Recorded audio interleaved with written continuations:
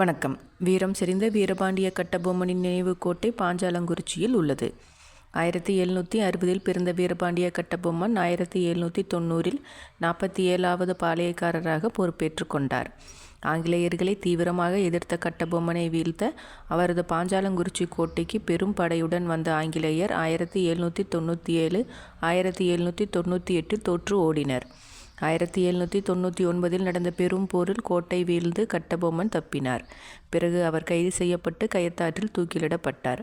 சிறையில் இருந்த கட்டபொம்மனின் தம்பி வீரம் செறிந்த ஊமைத்துரை தப்பி 1801 பாஞ்சாலங்குறிச்சி கோட்டையை மீண்டும் கட்டினார். பிறகு நடந்த பெரும் போரில் பல ஆங்கிலேயர்களும் இறந்தனர். அவர்களது கல்லறைகள் இன்றும் அங்கே உள்ளது.